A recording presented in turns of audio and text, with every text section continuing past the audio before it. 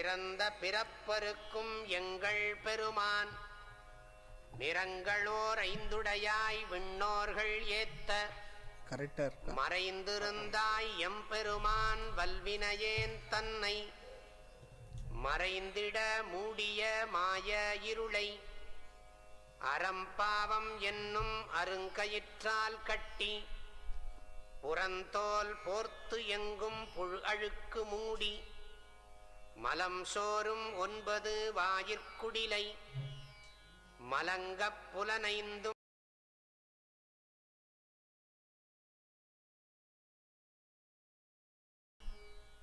கலந்த அன்பு ஆகி வாக்யஜ்ஞேன கல்பதாம்.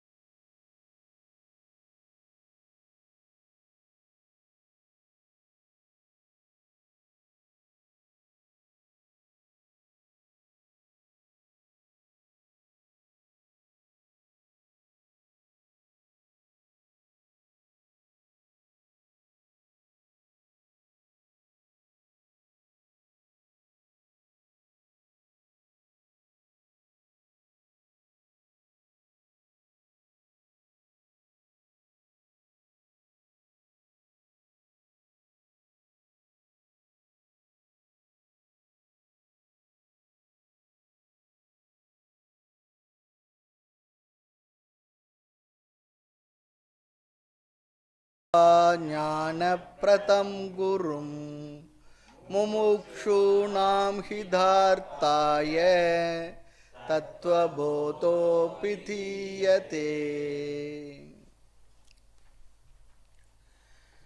எந்த ஒரு செயலை நாம் ஆரம்பித்தாலும் பிரார்த்தனையுடன் ஆரம்பிப்பது நம்முடைய கலாச்சாரம், நம்முடைய வாழ்க்கை முறையில் இயல்பாகவே பதிந்திருக்கு. தொடக்கமும் பிரார்த்தனை தான், நிறைவும் பிரார்த்தனை தான். நிறைவு பிரார்த்தனை தேங்க்ஸ் கிவிங் சொல்கிறோம் பாருங்க, நன்றி உணர்ச்சியை தெரிவிப்பதற்காக. நல்ல காரியத்திற்கு தான் நானாவித தடைகள் சொல்லுவாங்க. ஸ்ரேயாம்சு பகு விக்னானி, நல்ல விஷயத்து நானாவித தடைகள். ஆக எந்த காரியமும் சிறப்பாக வெற்றிகரமாக நடப்பதற்கு சாஸ்திரத்தில் சம்பிரதாயத்தில் 3 துணையானது கேட்கப்படும். சாஸ்திரம் படிக்கிறது மட்டும் இல்லை, எந்த காரியத்திற்கும் 3 துணையில் முதல் துணை பிரயத்தனம், சுய முயற்சி என்று பொருள். முயற்சியை ஒழுங்காக செய்யணும், சரியான முயற்சியாக இருக்கணும். நம்மிடத்தில் முயற்சி இல்லை என்றால் நாம் ஆரம்பிக்கும் காரியம் நிறைவு பெறாது. இரண்டாவது காலம், சரியான காலம், தேவையான காலம் முயற்சி பண்ணணும், தேவையான அளவு முயற்சி பண்ணணும். மூன்றாவது தெய்வம், ஈஸ்வர அனுக்கிரகம், அதுவும் வேணும். பிரயத்தனம் சொன்னால் நம்முடைய முயற்சி அது சரியான முயற்சியாக இருக்கணும். என்பது சரியான என்ற அர்த்தத்தில் இங்கு பயன்படுத்துகின்றது. எத்தனம் என்றால் முயற்சி, பிரயத்தனம். வகுப்புக்கு வரணும்னு சொன்னாவே சரியான இடம், சரியான திசையில் பயணம் பண்ணணும். எதிர் திசையில் பயணம் பண்ண என்ன பண்ணுறது? ஆமாம். அடுத்து காலக, போதிய முயற்சி இருக்கணும். தேவையான காலம் வரை அந்த முயற்சி இருக்க வேண்டும். சொன்னால் சரியான திசையில், ரைட் டைரக்ஷனில். ஆமாம், right direction, right duration, sufficient time சொல்லுவாங்க.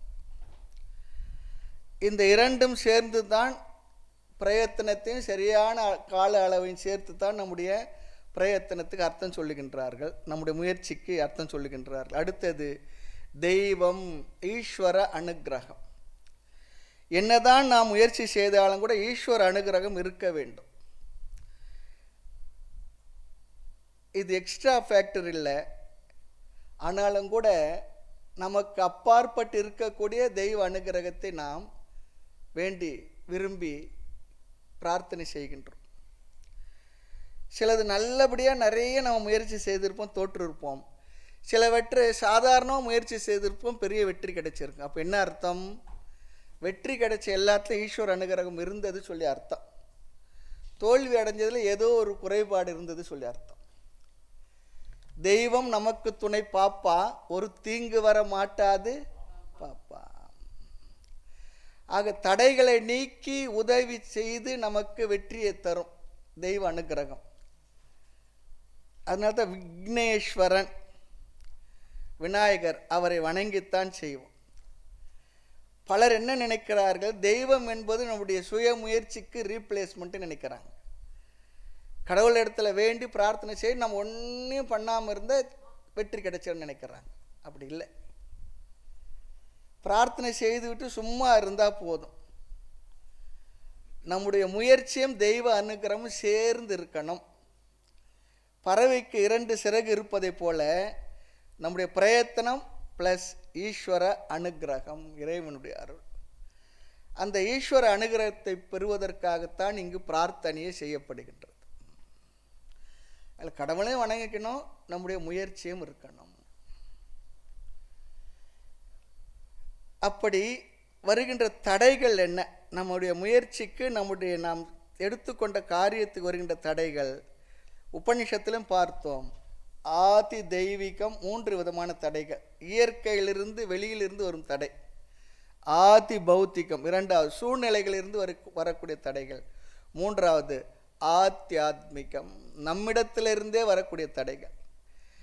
இயற்கை எல்லா விதத்திலும் நமக்கு உதவ வேண்டும். மழை, பூகம்பம் இத்தியாதி இந்த தடையெல்லாம் நமக்கு நம்முடைய முயற்சிக்கு தடையாக வந்துவிடும், முயற்சியை வெற்றி அடையாமல் செய்துவிடும். 2வது வீட்டு சூழ்நிலைகளினால் தடை வரும், யாராருனாலும் என்னென்னு சொல்லி பார்க்கலாம். 3வது சில சமயம் நமக்குள்ளேயே வரக்கூடிய தடைகள், ஆர்வம் போயிடும். சரி பரவாயில்ல, தொடங்கி இருப்போம், பிறகு ஆர்வம் போயிடும், ஆர்வக்குறை வந்து விடலாம். அப்படி வராமல் பார்த்து கொள்ள வேண்டும், அதை வளர்க்க வேண்டும். பிறர் என்ன சொல்லுவாங்களா, ஆமாம் நீங்கள் பெரிய வகுப்புக்கெல்லாம் போகிறீங்க, அது காரணம் என்ன, அவங்களால வர முடியல, அதை எப்படி தீர்த்து கொள்வார்கள்.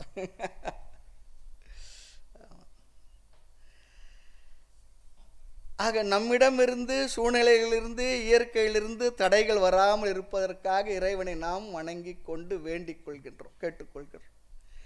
இங்கு குருவையும் இறைவனையும் வழிபட்டு ஆரம்பிக்கின்றார். கிருஷ்ண பகவானையும் குரு கோவிந்த பகவத் பாதரையும் வணங்கி ஆரம்பிக்கின்றார் ஆச்சாரியர் ஆதிசங்கரர் இந்த தத்துவபோதம் என்ற நூலை. இதில் உள்ள முதல் சொல் பாருங்க, ஈஸ்வரன் அல்லது கிருஷ்ணன், கிருஷ்ண பகவானை குறிப்பாக எடுத்துக்கொள்ளலாம். பொதுவாக பிரார்த்தனையில் ஈஸ்வரன் என்கின்ற சகுண பிரம்மத்தை வணங்கலாம், அல்லது அனைத்துக்கும் ஆதாரமான நிர்குண ஈஸ்வரனை, நிர்குண பிரம்மத்தையும் வணங்கலாம். அதற்கு பெயர் வஸ்து நிர்தேச ரூப மங்கள ஸ்லோகம், மங்களம் சொல்லுவாங்க. வஸ்துவை புகழ்ந்து கீர்த்தனம் செய்து ஆரம்பிப்பது. வஸ்து சொன்னாலே பிரம்மம் சொல்லி அர்த்தம். அல்லது இஷ்ட தேவதையை வழிபட்டும் வணங்கியும் ஆரம்பிக்கலாம், அல்லது குருவையும் வணங்கி ஆரம்பிக்கலாம். யாரை வேண்டுமானால் வணங்கி துவங்கலாம், ஆனால் வணக்கம் செய்ய வேண்டும் என்பது நம்முடைய மரபு. திருக்குறள்லேயே தொடங்கும் பொழுது என்ன, கடவுள் வாழ்த்து. ஆமாம், அகர முதல எழுத்தெல்லாம் ஆதி பகவன் முதற்றே உலகு. அது என்ன பண்ணிட்டாங்க, அது இடைச்சேறுகள் சொல்லிட்டான். அவங்களுக்கு வேண்டான்னு அது இடைச்சேறுகள். ஆக இங்கு கிருஷ்ண பகவானையும் குருவையும் வணங்கி துவங்குவதாக நாம் பொருள்படுத்திக் கொள்வோம்.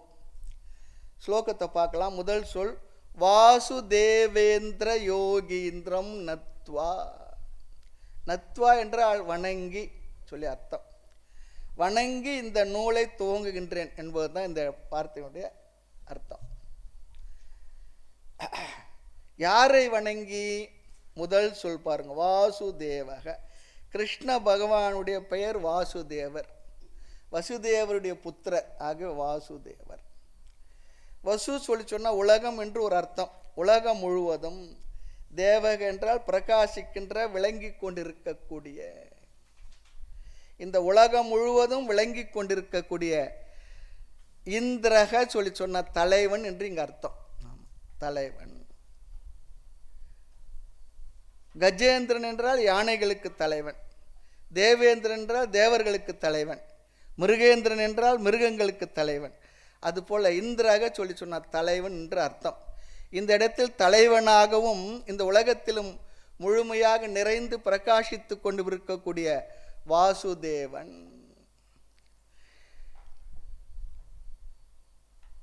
அடுத்து பாருங்க, யோகீந்திரனாகவும் அவர் உள்ளார், யோகிகளுக்கெல்லாம் தலைவனாக உள்ளார் சொல்லி ஒரு அர்த்தம். தியாகராஜன் அப்படி சொன்ன என்ன, தியாகிகளுக்கெல்லாம் தலைவர், சன்னியாசிகளுக்கு தலைவர்னு சொல்லி அர்த்தம். ஆக யோகம் என்றால் மாயை என்றும் ஒரு பொருள் இருக்கின்றது. யோகீந்திரன் என்றால் மாயைக்கு தலைவனாகிய மாயாவியாகவும் உள்ளார். துரியோதனை எப்போ பார்த்தாலும் கிருஷ்ண பகவானை மாயாவி மாயாவின்னு தான் கூப்பிடுவான். மாயையை தன் வசத்தில் தன் கட்டில் வைத்து கொண்டு இந்த உலகத்தை படைத்து காத்து தன்னுள் எடுத்தும் கொள்பவர். யோகி என்றால் இன்னொரு அர்த்தம் இருக்கு, முயற்சி செய்பவர் சொல்லி அர்த்தம். முயற்சி செய்பவர்களுடைய யோகிகளுடைய தலைவன், அந்த யோகிகளினால் அடையப்படுபவராகவும் இருப்பவர், இப்படியெல்லாம் அதுக்கு அர்த்தம் இருக்கு. அப்படிப்பட்ட யோகீஸ்வரனாகிய வாசுதேவரை, கிருஷ்ண பகவானை வணங்கி, பொதுவாக இஷ்ட தேவதை வணங்குவார்கள். தனது இஷ்ட தேவதைத்தான் அந்த ஈஸ்வரனாக இருக்கின்றார் என்பதுதான் இஷ்ட தெய்வத்தை வணங்குவதனுடைய வளர்ச்சி. நான் வணங்குகின்ற இஷ்ட தெய்வம்தான் ஒரு வடிவத்திலே ஒரு பெயரில் இருக்கிற அந்த தெய்வம்தான் அனைத்துமாக இருக்கின்றது என்று நம்முடைய மனது விஷாலமாக வேண்டும், விரிவடைய வேண்டும். இஷ்ட தேவதை சொல்லி சொன்னால் ஒரு சிறிய பெயர், சில குணங்களுடன் இருக்கும். ஈஸ்வரன் என்றால் அப்படி இல்லை, ஜெகத்காரணன், பொது தத்துவம். சிவபெருமான் என்றும் கூட இங்கு அர்த்தம் இல்லை. ஆக இங்கு என்னுடைய இஷ்ட தேவதையாக உள்ள கிருஷ்ணர் தான் அனைத்துமாக இருக்கின்றார் என்று கூறி, அப்படிப்பட்ட கிருஷ்ண பகவானை நான் வணங்குகின்றேன், வணங்கிக் கொள்கின்றேன், கும்பிடுகின்றேன். கிராமங்களில் சொல்லுவாங்க கும்பிடுறேங்க, அது போல கும்பிட்டுக்கிறேங்க. அப்படிதான். மறுபடி யாரை வணங்குகின்றேன்? ஞான பிரதம் குரும் நத்வா, குருவையும் வணங்கி. ஞான பிரதம் என்பது குருவுக்கு கொடுக்கக்கூடிய அட்ஜெக்டிவ், விசேஷண அடைமொழி.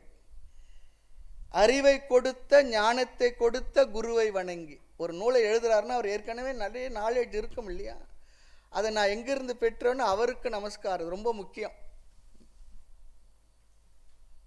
அவரையும் வணங்கிடுறார். எத்தனையோ குருமார்கள் உலகத்தில் இருக்கின்றார்கள். ஜபம் சொல்லி தருபவர்கள் இருக்கின்றார்கள், மந்திர தீட்சை தருபவர்கள் இருக்கின்றார்கள், பூஜை சொல்லி தருபவர்கள் இருக்கிறார்கள், உபாசகர்கள் இருக்கிறார்கள், அருள்வாக்கு சொல்பவர்கள் இருக்கின்றார்கள். இவர் யார் என்றால், இவர் வணங்குகின்ற குரு யார் என்றால் ஞான பிரதம், ஆத்ம ஞானத்தை தருபவர், என்னை பற்றி அறிவை தருபவர், தந்தவர். அன்னை போலும் அருள்மிகுக்கும் மண்ணும் ஞான வரதனே, என்னையே எனக்களித்த நின்னை யானும் நினைவனே சொல்றார். என்னை பற்றிய உண்மைத்தன்மையை எனக்கு விளக்கி சொல்லிக் கொடுத்தவர், வேதாந்தத்தை உபதேசம் செய்பவர். இதை ஏன் சொல்ல வேண்டுமென்றால், குரு என்ன அறிவை தந்தாரோ, அவரிடம் நான் என்ன அறிவை பெற்றேனோ அதையே தான் புத்தகத்தில் எழுதியுள்ளேன், எழுதப் போகின்றார். ஆகவே குருவை வணங்கி நான் எழுதும் இந்த நூல் குரு கொடுத்த ஞானம் என்று சொல்லுகின்றார். இது சம்பிரதாயத்தில் வருகின்ற ஞானம். நானாக ஏதோ என்ற கருத்தில் தோன்றியதெல்லாம் எழுதவில்லை என்று சம்பிரதாய துணையுடன் இந்த நூலை எழுதுவதை, குருவை வணங்குவதால் நமக்கு இந்த அறிவையும் கொடுத்து விடுகின்றார். இரண்டாவது வரியில் பாருங்க, கடைசி 2 சொற்கள், தத்துவபோதோ பிதீயதே, தத்துவபோத அபிதீயதே. தத்துவபோதக, தத்துவபோதம் எனும் நூல் தலைப்பை உடைய கிரந்தம், இந்த நூலானது அபிதீயத்தை எழுதப்படுகின்றது. யாரால்? மயா என்று சப்ளை பண்ணிக்கணும், என்னால் எழுதப்படுகின்றது. தத்துவபோதம் எனும் நூலானது என்னால் எழுதி இந்த உலகத்திற்கு வழங்கப்பட உள்ளது. பேசி வயசுலேயே சொல்கிறார், குருவை வணங்கி கிருஷ்ண பகவானை வணங்கி தத்துவ போதம் என்னும் நூலானது என்னால் எழுதப்படுகின்றது. அடுத்த கேள்வி பாருங்கள், யாருக்கு இந்த நூல்? இதை யாருக்காக அவர் எழுத வேண்டும்? இரண்டாவது வரியுடைய முதல் சொல் பாருங்க, முமுக்ஷுனா. முமுக்ஷு என்றால் மோட்சத்தை விரும்புபவர்களுக்கு. ஆமாம், மோட்சத்தை விரும்புபவர்களுக்கு. சரி, அவங்களுக்கு நீங்கள் ஏன் எழுதணும்? மோட்சத்தை விரும்பிட்டு போட்டோமே அவங்க. முமுக்ஷுக்கள் மோட்சத்தை விரும்பிட்டு இருக்கட்டுமே.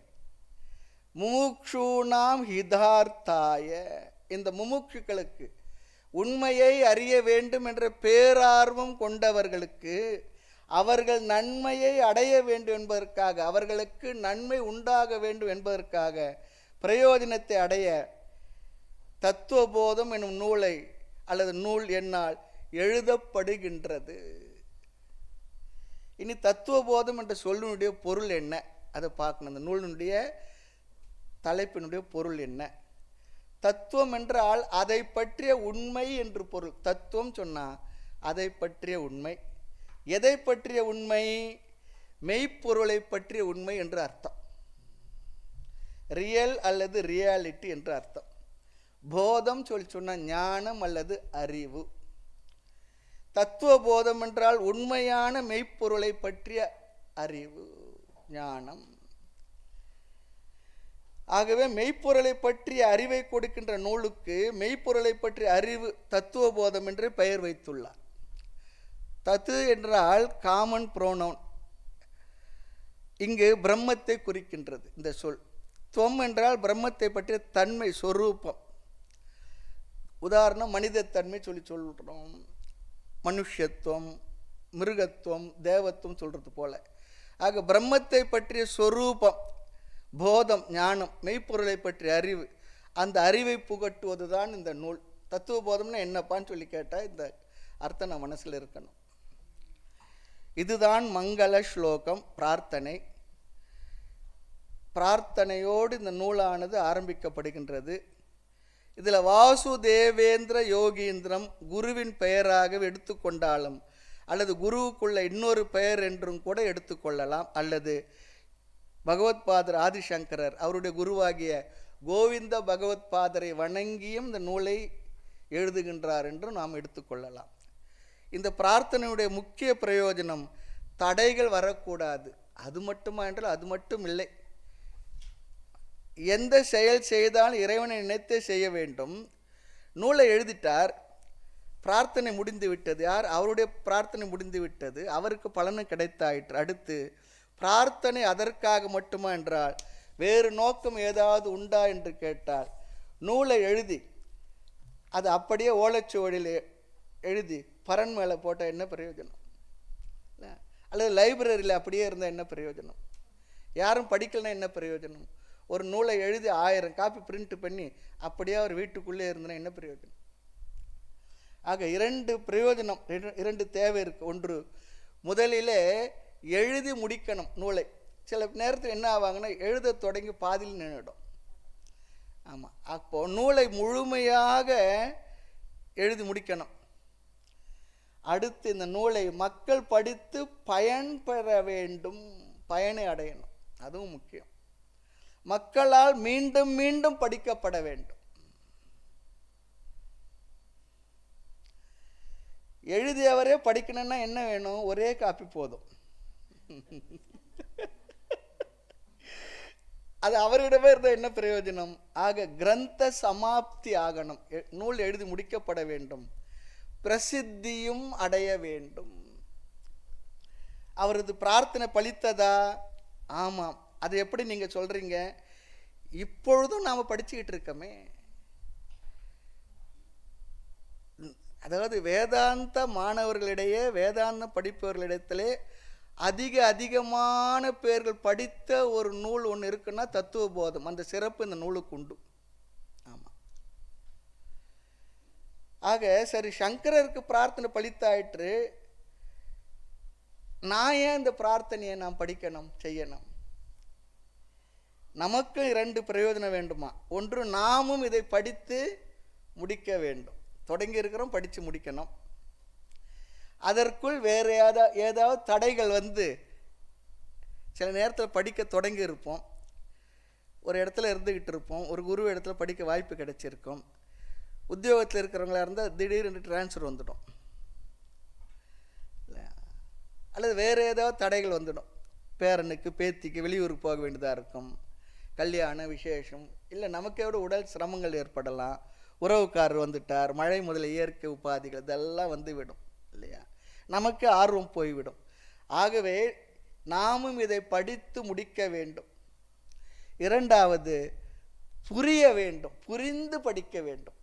சொல்லிய பாட்டின் பொருள் உணர்ந்து சொல்லுவார். அப்போதான் என்ன, செல்வர் சிவபுரத்தில் உள்ளார் சிவனடிக்கு பல்லோரும் ஏத்த பணிந்து.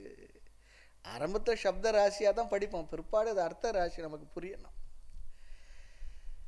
எந்த தடையும் வராமல் நாம் படித்து முடிக்க வேண்டும். மேலும் படித்து முடித்தால் மட்டும் போதாது, நமக்கு நன்கு புரிய வேண்டும், அந்த பலனையும் நாம் அனுபவிக்க வேண்டும். மூன்றாவது, அர்த்தம் புரிந்த பிறகு அந்த பலனும் எனக்கு இருந்து கொண்டிருக்க வேண்டும். ஆக நாமும் இந்த 3 நோக்கத்துடன் பிரார்த்தனை செய்வோம். படித்து முடிக்கணும், புரியணும், பிற்பாடு அந்த பலனும் எனக்குள் இருக்க வேண்டும்.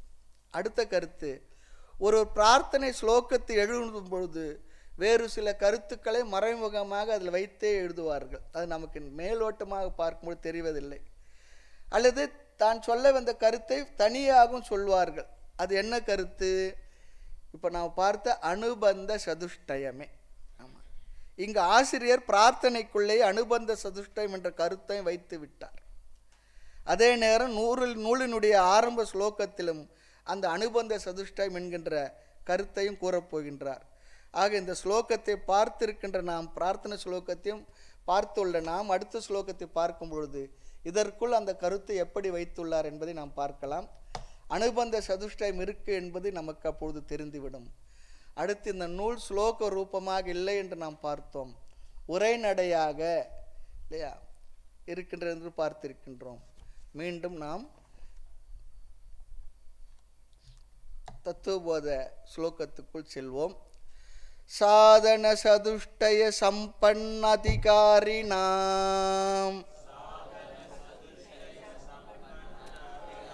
மோக்ஷ சாதன பூதம்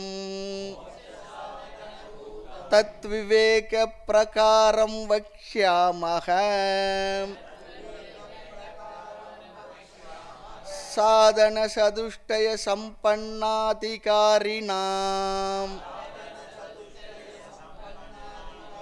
மோக்ஷ சாதன பூதம் தத் விவேக பிரகாரம் வக்ஷ்யாமஹ.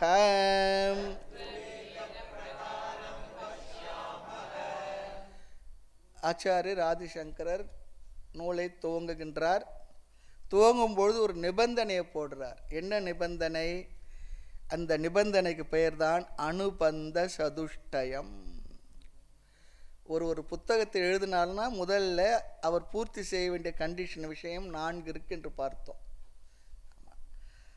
அதை பூர்த்தி செய்த பிறகுதான் அவர் அந்த புத்தகத்தை எழுத ஆரம்பிக்க வேண்டும், அல்லது படிப்பவரும் படிக்க முடியும். ஒருத்தர் ஒரு நூலை நம்ம கிட்ட கொடுத்தார்.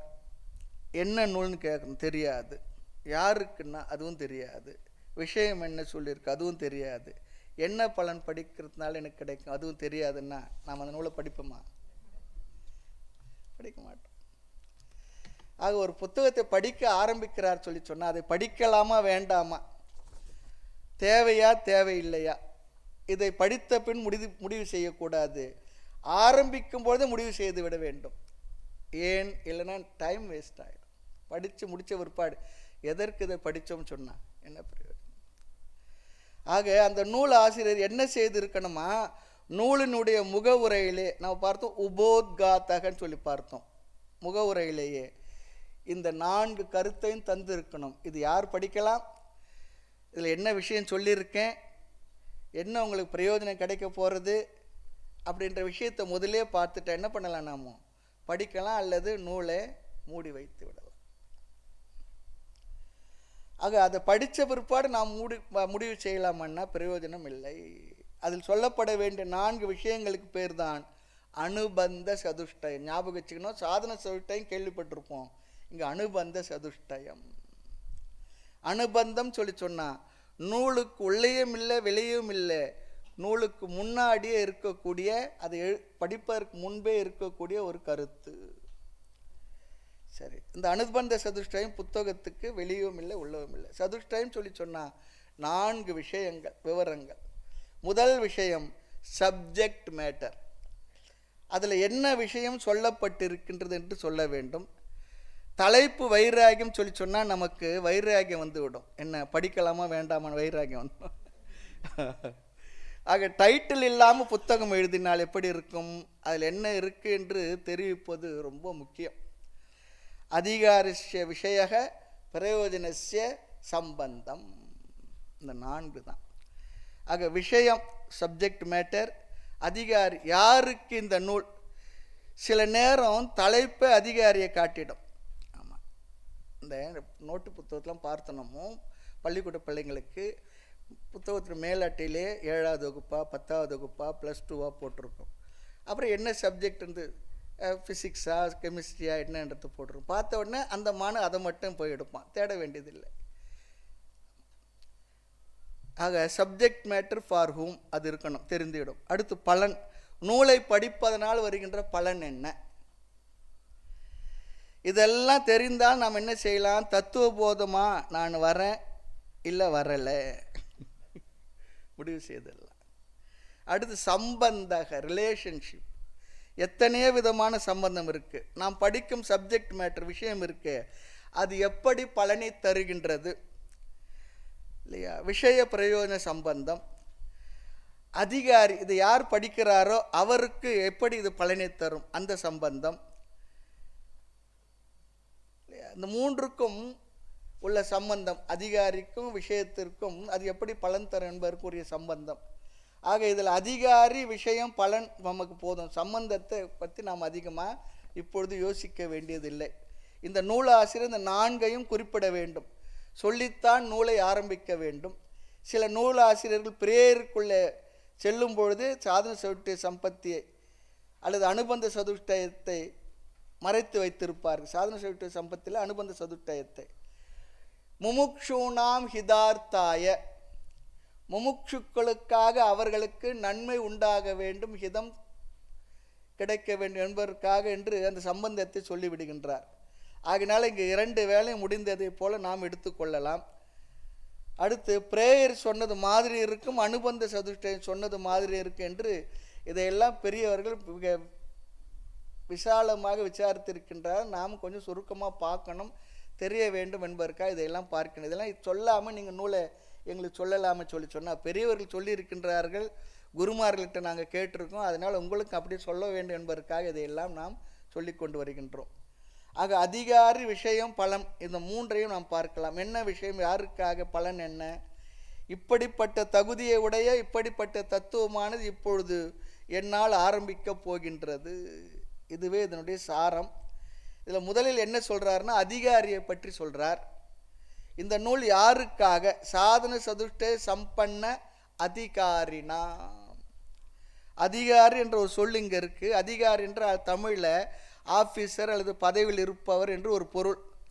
இங்கு தகுதியை அடைந்தவன், ஃபிட் பர்சன் சொல்லி அர்த்தம், குவாலிஃபைடு பர்சன் என்று தான் பொருள், பக்குவப்பட்டவன். இவன் அதிகாரி ஆனோன், கைவில் நவனத்தை சொல்லுவார்.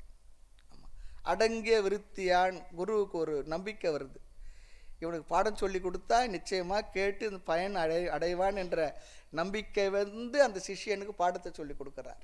அவன் முகத்தை பார்த்து, கண்ணை பார்த்து, அவனுடைய பாடி லாங்குவேஜெல்லாம் பார்த்து சொல்லி கொடுக்குறார். அதனால தான் இந்த வேதாந்த தத்துவ பாடங்கள்லாம் முடிந்த வரையிலும் குருவின் இடத்துல நேராக அமர்ந்து கேட்பதில் பெரிய பிரயோஜனம் இருக்குது. அதன் பிறகு வேண்டுமானால் நம்ம ஆன்லைனில் கேட்கலாம், பொன்லைனில் கேட்கலாம்.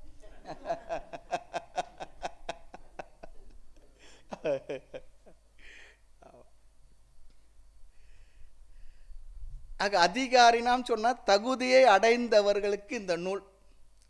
தகுதியை அடைந்தவர்கள் என்றால் என்ன பொருள், என்னென்ன தகுதிகள்? அடுத்த கேள்வி. தகுதிகள் சொல்லி சொன்னால் குவாலிட்டிஸ் சொல்லி அர்த்தம், குணங்கள். என்னென்ன குணங்கள்? அதைத்தான் முதல் வரியிலேயே சொல்லிவிட்டார், அதையும் 4ஆக சொல்லிவிட்டார். சாதன சதுஷ்டய சம்பன்னன் சொல்லி சொன்னால் 4 விதமான பண்புகள், குணங்கள், வேல்யூஸ், குவாலிட்டிஸ் சொல்லி அர்த்தம். 4 விதமான சாதனங்களுடன் கூடியுள்ள அதிகாரி. நாம் தகுதி அடைந்தவர்களுக்காக அனுபந்த சதுஷ்டயம் வேறு, சாதன சதுஷ்டயம் வேறு. நல்லா ஞாபகம் வச்சுங்க, வார்த்தை போட்டு குழப்பிக்கூடாது. சாதன சதுஷ்டயம் என்றால் என்ன, அதை நம்ம பிறகு பார்ப்போம். அடுத்த சொல் பாருங்க, பிரயோஜனத்தை கூறுகின்றது. நூலை படிப்பதால் வருகின்ற பிரயோஜனம்.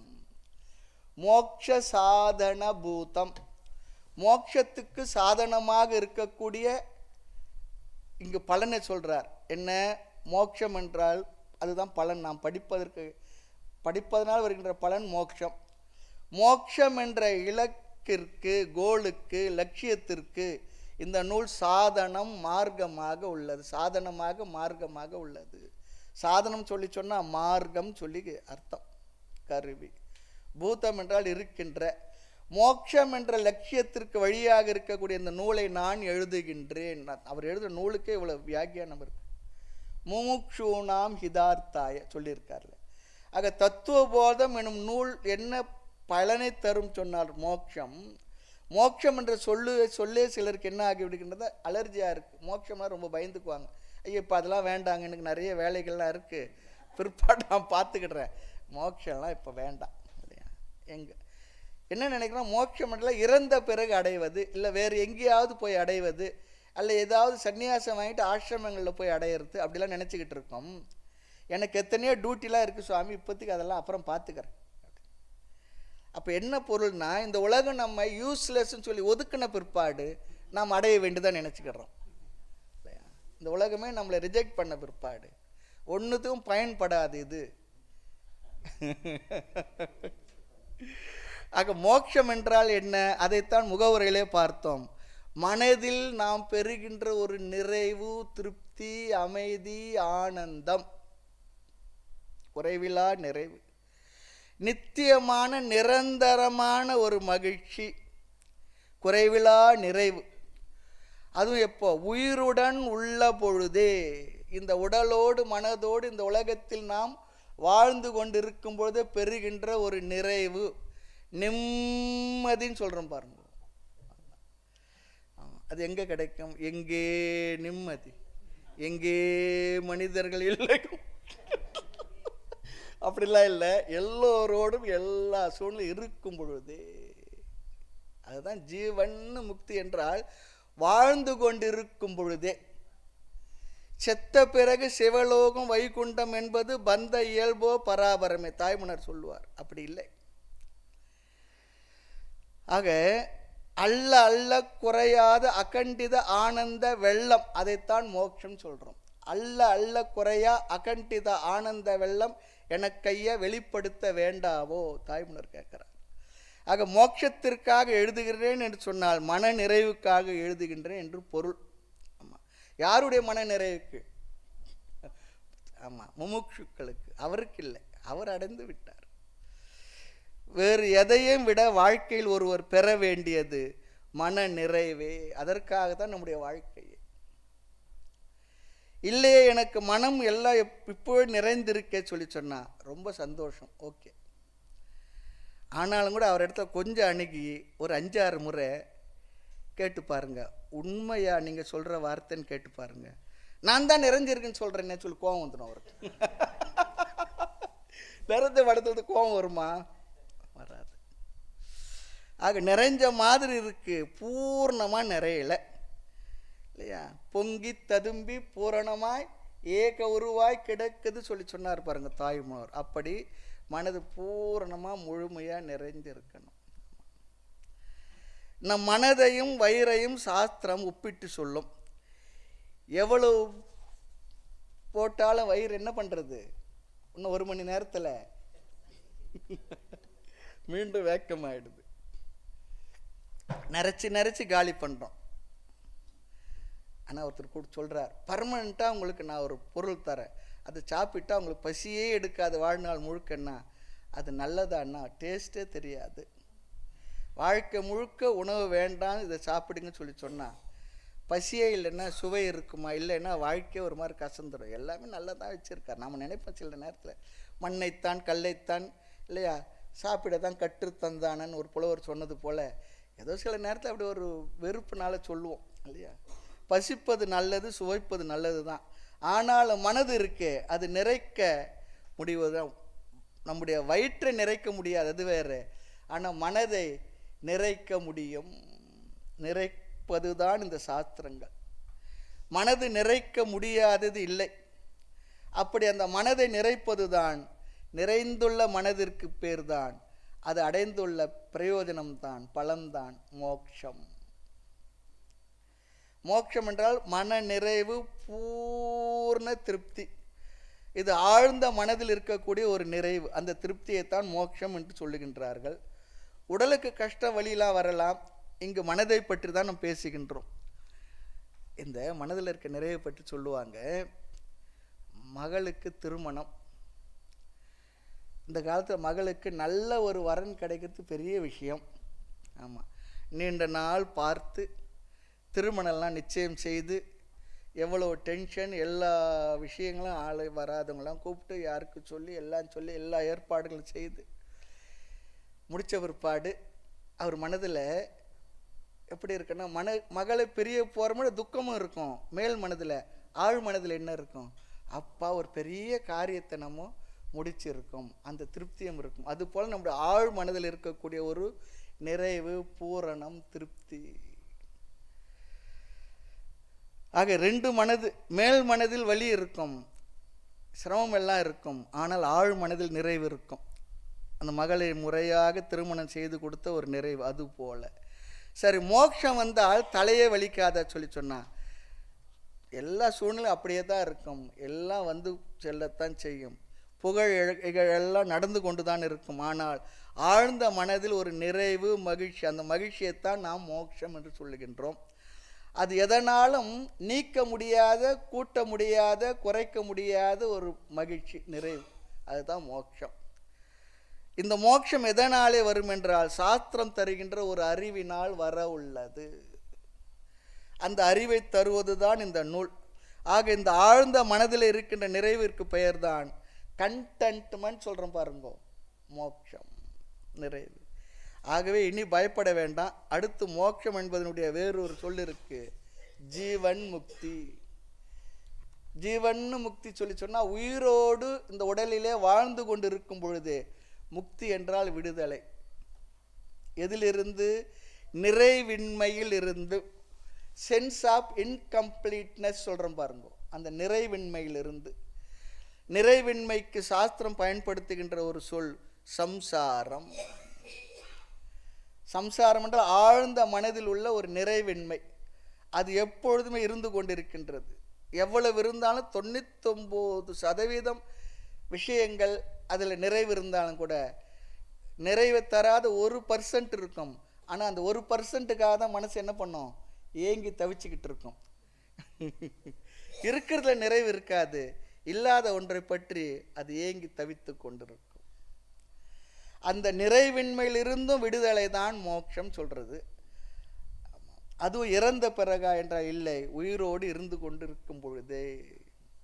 இதை சொல்லுகின்ற இந்த நூல் அடுத்து என்ன விஷயத்தை சொல்ல போகின்றார் என்றால், தத்துவ விவேக பிரகாரம் வக்ஷ்யாமக. வக்ஷ்யாமக நான் சொல்ல போகின்றேன். என்ன? தத்துவ விவேகம். தத்துவம் என்றால் உண்மை, ரியாலிட்டி ஆஃப் ட்ரூத். விவேகம் என்றால் ஞானம். போதம் என்றாலும் இங்கு விவேகம் என்றாலும் ஞானம் என்றே பொருள். பிரகாரம் என்றால் மெத்தடுன்னு சொல்லி அர்த்தம். மெத்தட். இந்த தத்துவத்தை, உண்மையை, இந்த ரியாலிட்டியை, உண்மையை, இந்த உண்மையை ஆராயும் முறையை நான் ஒரு சிஸ்டமேட்டிக்காக சொல்லி கொடுக்க போகிறேன்னு சொல்கிறார். ஒரு முறையாக, சிஸ்டமேட்டிக்காக. ஆக இங்கே சிஸ்டமேட்டிக்காக சொல்கிற இந்த சப்ஜெக்ட் மேட்டர் இருக்கு, அழியாத என்றும் உள்ள மெய்ப்பொருளை ஆராயும், விசாரம் செய்யும் முறையை நான் உங்களுக்கு சொல்லிக் கொடுக்க போகின்றேன் என்று கூறுகின்றார். ஆக சாதன சவுஷ்டைம் என்கின்ற டெக்னிக்கல் டேர்ம் இருக்கு பாருங்க, அதையெல்லாம் இங்கே நான் உங்களுக்கு விளக்கி சொல்வேன்னு சொல்கிறார். யாருக்கு எதற்காக இந்த நூல் என்றும் இந்த வார்த்தையை அறிமுகப்படுத்தியுள்ளார். அந்த தகுதியை உடையவருக்கு தத்துவ விவேக விசாரம் செய்ய போகின்றோம் நாம் நின்றும் நம்மை அழைத்து கூவி அழைத்து நமக்கு இந்த அறிவை கொடுக்க போகின்றார். ஆக தத்துவ விவேகம் என்றால் என்ன நமக்கு தெரியாது. இப்போ இந்த நிலையை நூலை படிக்கிற ஆரம்ப நிலையில் இருக்க மாணவர்களுக்கு அப்படி மாணவர்களாக நம்ம வைத்து கொண்டு நாம் பார்ப்போம். தத்துவ விவேகம் என்றால் என்ன தெரியாது, சொல்ல போகின்றார். அதற்கு முன்னே சாதன சவிட்டம் என்றால் என்ன அதுவும் தெரியாது, வார்த்தையை தான் சொல்ல தான் அறிமுகப்படுத்தி இருக்கிறார். ஆக நூலை ஆசிரியர் உரையாடலாகவே குரு சிஷ்ய சம்வாதமாகவே கேள்வி பதிலாக எழுதியிருக்கின்றார். ஆக முதல்ல பிரேயர் நமஸ்காரம் பண்ணார், பிற்பாடு நூலினுடைய அறிமுகம் பண்ணார், விஷயம் மோட்சம் சொல்லி சொன்னார், யாருக்கு என்று சொல்லிவிட்டார். யாரோ ஒரு சிஷ்யன் கேள்வி கேட்க ஒரு குருவானர் பதில் சொல்வதாக இந்த நூல் அமைந்திருக்கின்றது. இப்பொழுது நாம் இந்த நூலுக்குள் செல்வோம். தத்துவ விவேகம் ஆத்ம தத்துவ விசாரம் தான் இங்கு முக்கியம். அடுத்து பார்ப்போம். சாதன சதுஷ்டயம் கிம் நித்யா நித்ய வஸ்து விவேகஹ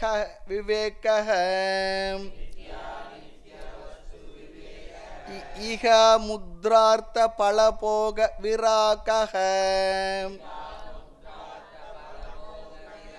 சமாதி ஷட்க சம்பத்திஹி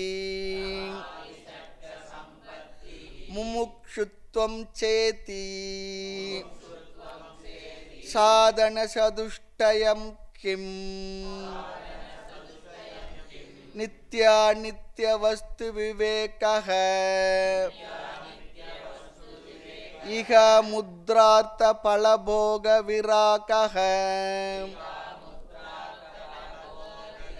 சமாதி ஷட்க சம்பத்திஹி முமுக்ஷுத்வம் சேதி. இது சிஷ்யனுடைய கேள்வி. சாதன சதுஷ்டயம் கிம், what are the fourfold means or qualifications? கிம் என்றால் என்ன, சாதன சதுஷ்டயம் என்றால் என்ன, இது கேள்வி. ஏற்கனவே ஒரு சதுஷ்டயம் பேசியிருக்கின்றோம், மறுபடியும் ஞாபகப்படுத்திக்கோ. அனுபந்த சதுஷ்டயம். இரண்டாவதாக நாம் பார்ப்பது சாதன சதுஷ்டய சம்பத்தி. அதை உடையவர்களுக்காக நூல் எழுதப்பட்டது சொல்லி சொன்னார். உடனே சிஷ்யன் கேட்டுட்டான், சாதன சதுஷ்டயம் என்றால் என்ன? ஆமாம், சதுஷ்டயம் என்றால் 4 என்று பொருள். 4 கூட்டம், குரூப் ஆஃப் 4 சொல்லி அர்த்தம். 4 மனிதர்கள் சேர்ந்திருந்தால் என்ன சொல்லுவோம்? மனுஷ சதுஷ்டயம். அதுபோல இங்கே 4 சேர்க்கை தான் சாதன சதுஷ்டயம். சாதன பஞ்சகம், 5 கூட்டம், பஞ்சகம் சொல்லி சொன்னான். அதுபோல் இங்கே ரொம்ப அழகாக சொல்கிற சாதனம், சாதன சதுஷ்டயம் 4 கூட்டம். அடுத்து சாதனம் என்றால் எஃபர்ட் என்று ஒரு பொருள் இருக்குது, அது இல்லை இங்கே. முயற்சி என்ற அர்த்தம் இல்லை. சாதனம் என்றால் வேல்யூஸ் அல்லது பண்புகள். 4 பண்புகளினுடைய குணங்களினுடைய சேர்க்கை. அப்போ இந்த 4 பண்புகள் என்றால் என்ன? சிஷ்யன் ஏன் இந்த கேள்வியை கேட்கின்றான்? ஆசிரியர் எப்படி அறிமுகப்படுத்துகின்றார்?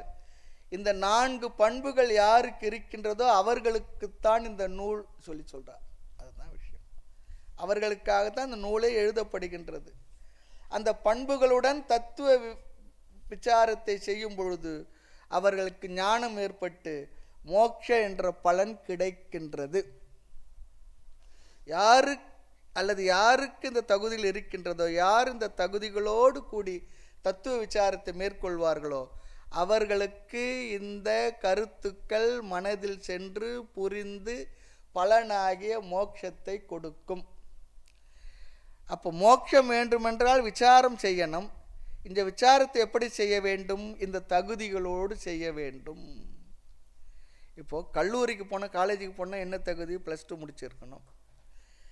போஸ்ட் கிராஜுவேஷன் பிஜி பண்ணோம், என்ன பண்ணோம்? அதுக்கு முன்னே இருக்கிறத படிச்சிருக்கணும்.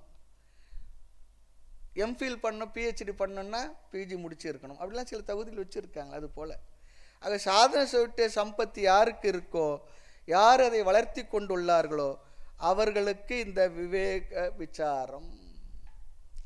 அப்போ சிஷ்யன் கேள்வி, அந்த 4 பண்புகள் என்ன? குரு என்ன சொல்றார்? அந்த 4 பண்புகளுடைய பெயரை மட்டும் இங்கு சொல்லுகின்றார். பண்புகளை விளக்கி சொல்லவில்லை, பிறகு சொல்லப் போகின்றார். பிற்பாடு சிஷ்யன் கேட்பான், அந்த 4 பண்புகளுடைய லட்சணம் என்ன என்று கேட்கும்போது விளக்கம் சொல்லுவார். இப்படிதான் அந்த நூல் வரப்போகின்றது. ஆக இங்கு முதலாவது பண்பு விவேகம். விவேகம் என்றால் என்ன? விவேகம் என்றால் அறிவு. எதை பற்றி அறிவு? இது சந்தேகம், பதில் பிறகு பார்ப்போம். அடுத்து இரண்டாவது வைராகியம் அல்லது விராகக. மூன்றாவதுல 6 விஷயங்களை வைத்து விட்டார். மூன்றாவது தலைப்பில் 6 பண்புகளை வச்சிருக்கின்றார். சமமாதி ஷட்க சம்பத்திகி. அந்த 6 கூட்டம், சமமெனும் 6 கூட்டம் கைவல்ய நவநீத ஆசிரியர் சொல்ல போகின்றார். ஆமாம், சமாதி ஷட்க சம்பத்திகி. சமக தமக சமாதி எக்ஸெட்ரா என்று பொருள். ஆமாம், அதெல்லாம் பார்ப்போம். அடுத்து 4வது முமுட்சுத்துவம். மோட்சம் அடைய வேண்டும் என்ற பேரார்வம். ஆமாம், ஏதோ நானும் மோட்சத்தை அடையணும், நானும் கீத கிளாஸ்லாம் வரணும்னு நினைக்கிறேங்க, அவ்வளோதான். சில பேர் சும்மா சொல்லிக்குவாங்க. அதுபோல பேரார்வம். இந்த 4ம் சேர்ந்து தான் சாதன சவுட்டே சம்பத்திகி என்று அழைக்கப்படுகின்றது. எந்த ஒரு விஷயத்திற்கும் ஒன்றை பெறவும் நமக்கு தகுதி இருக்க வேண்டும். அதுபோல வேதாந்தம் சொல்லுகின்ற ஞானத்தை பெற இந்த 4ம், இந்த 4-fold குவாலிஃபிகேஷன்ஸ் தேவை இருக்கு. இந்த தகுதியுடன் விசாரம் செய்தால் அந்த விசாரத்தின் பலனாக ஞானம் கிடைக்கும்.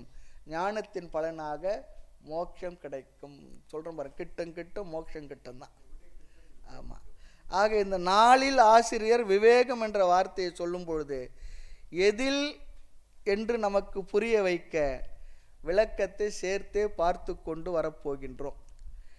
நித்திய அனித்திய வஸ்து விவேக. விவேகம் என்கின்ற முதல் பண்பு எதில்? நித்தியம் அழியாதது எது, அனித்தியம் அழியக்கூடியது எது, எது அழியக்கூடியது எது அழியாதது என்ற விவேகம்தான் இங்கு அறிவு என்று சொல்லப்படுகின்றது. இந்த வஸ்து எது என்பதை பின்னால் நம்ம பார்க்க போகின்றோம். இந்த அழியக்கூடியது அழியாதது எது என்பதை இங்கே நாம் பார்க்க இருக்கின்றோம். ஞானத்துக்கு அல்லது அறிவுக்கு சப்ஜெக்ட் மேட்ரு எது? நித்திய வஸ்து. எது அனித்திய வஸ்து? இது ரெண்டும் நமக்கு புரியணும். ஒருவரிடம் சென்று எனக்கு அறிவு இருக்கு சொல்லி சொன்னால் எதை பற்றிய ஞானம் அறிவுன்னு சொல்லி கேட்பார். எந்த விஷயத்தை பற்றி அறிவு என்று சொல்ல வேண்டும். ஆக இரண்டாவது வைராகியம், விராகக, டிஸ்பேஷன் சொல்கிறோம் பாருங்க. ராகம் சொல்லி சொன்னால் பற்று என்று அர்த்தம். ராகம் என்றால் இங்கே காம்போதி கல்யாணி ராகம் அப்படிலாம் இல்லை. ராகம் சொல்லி சொன்னால் ஒட்டி கொள்வது, ஈசிக்கொள்வது, ரஜ்யத்தை ஒன்றோடு ஒன்று ஒட்டி கொள்வது. விராகக என்றால் பற்றின்மை. எதில் வைராகியம்? இக அமுத்ர அர்த்த பலபோக விராகக. போகத்தில் பற்றின்மை. மத்திய இகபரங்கள் வரும் போகங்களில் நிராசின்னு சொல்லுவார் கைவல் நவநீத ஆசிரியர். தத்துவ விளக்கப்படலத்தில் எடுத்த உடனே வர முதல் பாடல் இதுதான். ஆமாம், போகம் என்றால் இங்கு என்ஜாய்மெண்ட், இன்பத்தில். இந்த உலகம் தருகின்ற ப்ளஷர் இருக்கு பாருங்க, அந்த சுகத்தில் பற்று. நாம் எத்தனையோ பொருள்களை பார்க்கின்றோம், அனுபவிக்கின்றோம், அவை இன்பத்தை கொடுக்கின்றது. அந்த இன்பத்தை தரும் போகங்களில் பற்றின்மை. அந்த போகம் நமக்கு எப்படி கிடைக்கின்றது? பல போகம் என்பதில் பலம் முன்னாடி உள்ளது. பலம் என்ற சொல் கர்ம பலம் சொல்லி அர்த்தம். கர்ம பலம். பொருள் எனக்கு இன்பத்தை தருகின்றது நினைக்கின்றோம். ஆனால் பொருள் நிமித்தமாக இன்பம் வருகிறது என்பது மேலோட்டமான உண்மை தான், இதில் சந்தேகம் இல்லை. அந்த பொருளில் இன்பத்தை அடைய வேண்டும் என்பது அந்த இன்ப அனுபவத்திற்கு காரணம் நம்முடைய கர்ம பலன். சில நேரம் பொருள் இருக்கும், இன்பத்துக்கான பொருள் இருக்கும். சுகர் 400 இருக்குது, எதிர்க்க நல்ல அருமையான இனிப்பெல்லாம் இருக்குது. என்ன அனுபவம் முந்தையெல்லாம் கிடைக்கல சாப்பிட்றதுக்கு. அப்போ நல்லா இருந்து சாப்பிட முடிஞ்சது, இப்போது கிடைக்குது சாப்பிட முடியல, டாக்டர் சொல்லிட்டார். இது கர்ம பலன் தானே. ஆக நம்முடைய கர்ம பலன்தான் நமக்கு இன்பத்தை கொடுக்கின்றது. அடுத்து, ஒரு பொருள் இன்பத்தை தரும் என்றால் அந்த பொருள் எல்லா நேரத்திலும் இன்பத்தை தரணும் இல்லையா? எல்லாருக்கும் இன்பத்தை தரணும் இல்லையா? அப்படி இல்லையே. ஒரே பொருளே ஒருவருக்கு ஒரு நேரத்து இன்பத்தை தருது, பின்னால் இன்பத்தை தரலை.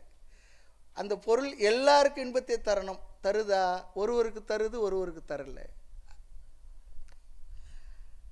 ஆக ஒரு நேரம் இன்பமாக இருக்கும், சில நேரம் துன்பமாக இருக்கும். நண்பர் நமக்கு மகிழ்வையும் தருவார், பிறகு துக்கத்தையும் தருவார். ஆக பொருளுக்கும் அது தரும் இன்பத்திலும் டிஸ்டன்ஸ் அதிகம் இருக்கு. ஆக பல போக விராக என்றால் நம்முடைய கர்மத்தினுடைய பலனாக வந்துள்ள இன்பத்தில் பற்றின்மை. எதெல்லாம் நமக்கு கிடைத்தது எல்லாம் அவர் ஓன் சம்பாத்தியம்தான். ஆமாம், நம்ம சம்பாதித்து தான், அந்த கர்ம பலன் தான் கொண்டு வந்து கொடுத்துருக்கு. இனி அந்த பொருள் எப்படிப்பட்டது? அதை ஆசிரியர் ரெண்டாக பிரிக்கின்றார். இக லோகத்தில், இந்த உலகத்தில் இருக்கின்ற பொருள்கள். அமுத்திர கொஞ்சம் எக்ஷன் பண்ணா, நாம் இறந்து சொர்க்கம் முதலிய லோகத்துக்கு போனாலும் அமுத்திர, அந்த லோகத்தில் இருக்கும் பொருள்களிலும் பற்றின்மை. ஆக பொருள் மீது பற்று இருந்தால் அது தரும் சுகத்திலும் பற்று இருக்கும். பற்றே அது தருகின்ற சுகத்தினால் தான் நமக்கு வருகின்றது. பற்றே அது தருகின்ற சுகத்தினால் தான் வருகின்றது. ஆக பொருளின் மீது பற்று வந்தால் அந்த பொருள் தரும் சுகத்தின் மீதும் பற்றின்மை கிடைக்கும். பொருள் மீது பற்றின்மை இருந்தால் அது தருகின்ற சுகத்தின் மீதும் பற்றின்மை இருக்கும். அதனால் சொல்லுகின்றார், இக அமுத்ர அர்த்த. அர்த்தம் என்றால் ஆப்ஜெக்ட், பொருள்கள் சொல்லி அர்த்தம். இந்த ஆப்ஜெக்ட் சொல்லி சொன்னால் மற்ற மனிதர்கள் கூட எனக்கு என்ன, பொருள்கள் மட்டும் இல்லை, மற்ற மனிதர்களும், நாம் பார்க்கின்ற மனிதர்கள் யார் யாரோ அவர்களும் நமக்கு ஆப்ஜெக்ட் தானே, அதன் மீதும் பற்றின்மை. ஜடமான பொருள்கள் ஆப்ஜெக்ட் ஆகின்றது. அந்த பொருள் இக அமுத்ர. அமுத்ர என்றால் கர்மகாண்டம் எத்தனையோ உலகங்களை சொல்லி இருக்கின்றது. அந்த உலகங்களிலும் அதில் சொல்லியுள்ள இன்பங்களிலும் அதில் உள்ள பொருள்களிலும் நமக்கு பற்றின்மை. நிறைய பேருக்கு சொர்க்கம் போகணும், அங்கே பலன் இருக்கு இல்லையா? இந்த உலகத்திலே நமக்கு வைராகியம் வரல. சொர்க்கத்துக்கு போனால் என்ன சொல்லியிருக்கு? அது ஒரு 1000 ஸ்டார் ஹோட்டல் போலன்னு வச்சுக்கோமே. வருமா? அதிலையும் பற்றின்மைன்னு சொல்கிறார். அந்த அளவிற்கு அந்த பொருள்களின் வர்ணனையெல்லாம் சொன்னோம்னா, அந்த சொர்க்கத்தில் இருக்க பொருள்கள் வர்ணனைலாம் சொன்னால் நமக்கு ஆசை வந்து மோட்சம் பிறகு இருக்கட்டும், இந்த உலகங்களுக்கு சென்று அந்தந்த பொருள்களை அனுபவிக்கலாம்னு சொல்லி ஆசை வந்துடும். பரலோக சுகத்தில் ஆசை வந்துடும். ஆகவே இந்த உலகம் மேல் உலகம் இரண்டிலும் உள்ள பொருள்களிலும் அந்த பொருள்கள் தரும் சுகத்திலும் பற்றின்மை. ஆக இக அர்த்த இவ்வுலக பொருள் அது தரும் சுகம், அமுத்ர அர்த்த வேறு உலகில் உள்ள பொருள்கள் அது தரும் சுகம். அதில் நமக்கு கர்ம பலத்தால் தோன்றிய போகத்தில் இன்பத்தில் இருக்கின்ற பற்றின்மை, அதுதான் வைராகியம் எனப்படும். அவங்க வீட்டு வாசலே ஏறுறதுலன்னு வைராக்கியமாக இருந்துட்டேன்றாங்க பாருங்க, அது வேற. சினிமாவுக்கு போன வைராக்கியமாக இருந்தான், அது வேற. மேலும்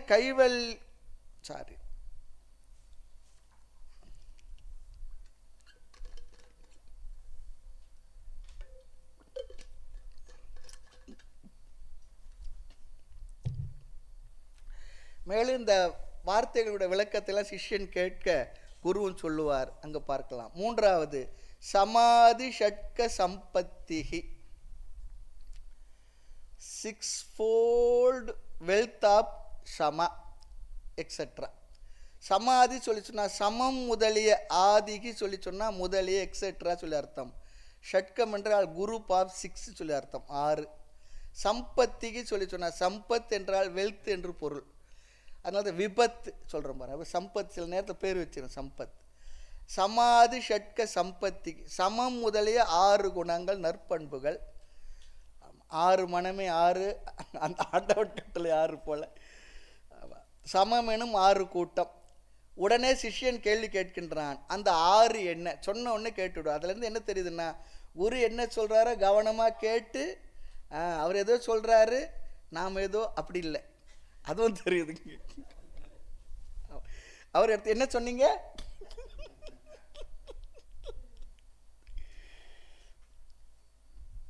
ஒவ்வொன்றாக லட்சணம் வரப்போகின்றது. பிற்பாடு இறுதியாக 4வது முமுக்ஷுத்வம் ச இதி. இதி என்றால் இவைகள். முமுக்ஷுத்வம் சொல்லி சொன்னா டிசைர் ஃபார் லிபரேஷன்,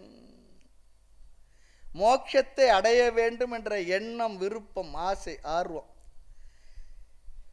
எப்பவுமே ஒரு சாதனத்தை ஆசையோடு மகிழ்ச்சியோடு செய்தால் நமக்கு ரொம்ப சந்தோஷமாக அது நல்லா செய்வோம். ஆசை இல்லாமல் ஏதோ தலையெழுத்தே சொல்லி செய்தோம்னா வேதனையாக இருக்கும் இல்லையா? வாக்கிங் ஆர்வமாக செய்தால் இன்னும் நடக்கிறதுக்கு இன்னும் நல்லா இருக்கும். இல்லைன்னா சோம்பல் இருந்தால் என்ன பண்ணுவோம்? ரொம்ப கஷ்டமாக இருக்கும். வேறு என்ன பண்ணுறது? டாக்டர் சொன்னார், நீங்கள் நல்லா நடக்கணும்னு சொன்னார். இவர் சொன்னார், நடக்கிற காரியத்தை சொல்லுங்கள் டாக்டர் சொன்னார். நீங்கள் நடக்கணும்னால் அதை நடக்கிற வேலையை சொல்லுங்கள் டாக்டர். இல்லை பஸ்ஸை மிஸ் பண்ணிட்டோம், அதுக்காக நடந்தால் எப்படி இருக்கும்? வருத்தமாக இருக்கும். காரணம் நாம் அதை விரும்பலை.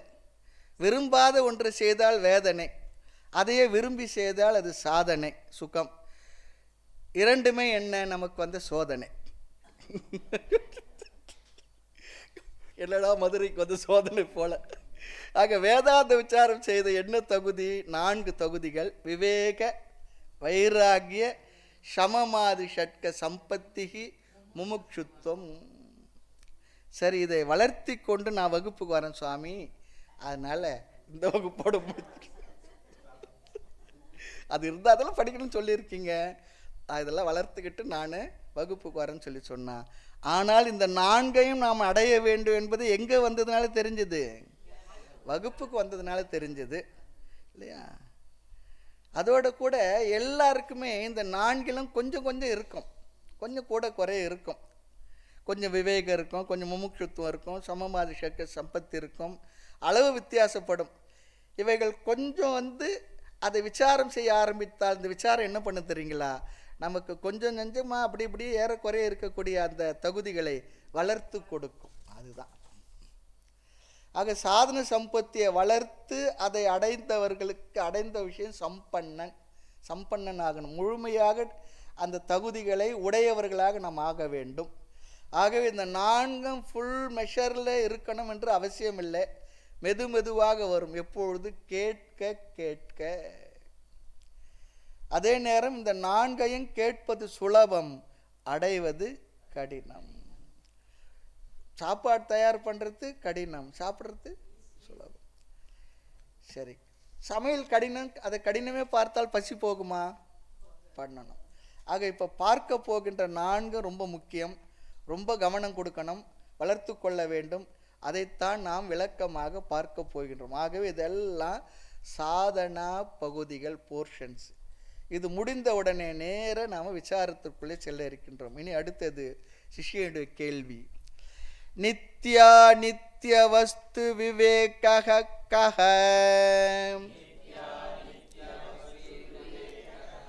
நித்ய வஸ்த்வேகம் பிரம்ம தத் வதிரிக்தம் சர்வம் அநித்யம் அயமேவ நித்யா நித்ய வஸ்து விவேகः. நித்யா நித்ய வஸ்து விவேகः கஹ? நித்ய வஸ்த்வேகம் பிரம்ம தத் வதிரிக்தம் சர்வம் அநித்யம் அயமேவ நித்யா நித்ய வஸ்து விவேகः.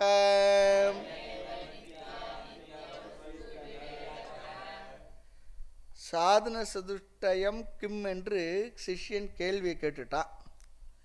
4 விதமான தகுதிகள் என்றால் என்ன? குரு என்ன செய்தார்? அந்த 4 விதமான தகுதிகளினுடைய பெயர்களை மட்டும் அங்கு பேசினார். அடுத்து சிஷ்யன் அந்த தகுதியினுடைய லட்சணம், விளக்கம், டெஃபனிஷன் என்ன? ப்ளீஸ் டிஃபைன் த ஃபோர்ஃபோல்டு குவாலிஃபிகேஷன் சொல்லி கேட்குறார். எனக்கு சொல்லிக் கொடுங்க. கேள்வி என்ன? நித்திய அனித்திய வஸ்து விவேக கக. கக என்றால் வாட் இஸ், என்ன? கக என்றால் என்னன்னு சொல்லி அர்த்தம். நித்திய அனித்திய வஸ்து விவேகம் என்றால் என்ன? இந்த கேள்விக்கு பதில் என்ன? ஆசிரியர் பதில் என்ன சொல்லியிருக்கிறார்? விவேகத்தினுடைய டெஃபனிஷன், லட்சணத்தை மட்டும் சொல்லியுள்ளார். ஆனால் நாம் என்ன செய்ய போகின்றோம் தெரியுங்களா? வெறும் லட்சணத்தை மட்டும் பார்க்காமல் வேறு 2 கருத்தையும் சேர்த்து பார்க்க போகின்றோம். முதலில் லட்சணத்தை பார்ப்போம். நான் சொல்லியிருக்கேன், லட்சணம்னா நாம் பேசும்போது சொல்கிறோம் பாருங்க, ஆமாம் போ உன் லட்சணம் தெரியாதான்னு சொல்கிறோமே, அது இல்லை. அதை டிஃபைன் பண்ண போகிறோம். இரண்டாவது, அந்த விவேகத்தை எப்படி அடைவதற்கான உபாயத்தை பார்க்க போகின்றோம். மூன்றாவது, பெனிஃபிட்ஸ் ஆஃப் விவேகம், விவேகத்துடைய பிரயோஜனம், 3ஐயும் பார்க்க போகின்றோம். ஒவ்வொரு சாதன சொட்டு சம்பத்தில் வரக்கூடிய விவேகம், வைராகம், அந்த சொற்களினுடைய டெஃபனிஷன் பார்க்க போகிறோம், லட்சணம் பார்க்க போகிறோம். அதை அடைவதற்கான உபாயத்தை பார்க்க போகின்றோம், அதனுடைய பிரயோஜனத்தையும் பார்க்க போகின்றோம். ஆக இந்த 3 தலைப்பின் கீழ் விவேகத்தை நாம் விசாரம் செய்வோம். அடுத்த வகுப்பில் மூர்த்தி எல்லாம் வாழி, எங்கள் மௌன குரு வாழி, அருள் வார்த்தை என்றும் வாழி, அன்பர் வாழி, பராபரமே ஐயனே எனதுள்ளே நின்று அனந்த ஜென்மங்களாண்ட மெய்யனே உபதேசிக்க வெளிவந்த குருவே போற்றி, உய்யவே முக்தி நல்கும் உதவிக்கோர் உதவினாயேன், செய்யுமாறொன்றும் காணேன், திருவடி போற்றி போற்றி. காலமொடு தேச வர்த்தமான மாதி கலந்து நின்ற நிலைவாழி கருணை வாழி, மாலரவும் செய்வ முதல் மதங்களாகி மதாதீதமான அருள் மரபு வாழி, ஜாலமிகும் எளியேன் இவ்வழக்கு பேச தயவு வைத்து வளர்த்த அருள் தன்மை வாழி, ஆளடியில் பரமகுரு வாழி வாழி, அகண்டிதாகார அருள் அடியார் வாழி. ஓம் பூர்ணமத பூர்ணமிதம் பூர்ணாத் பூர்ணமுதச்யதே பூர்ணஸ்ய பூர்ணமாதாய பூர்ணமேவாவசிஷ்யதே. ஓம் சாந்தி சாந்தி சாந்தி. ஹரி ஓம். ஸ்ரீ குருப்யோ நமः. ஹரி ஓம்.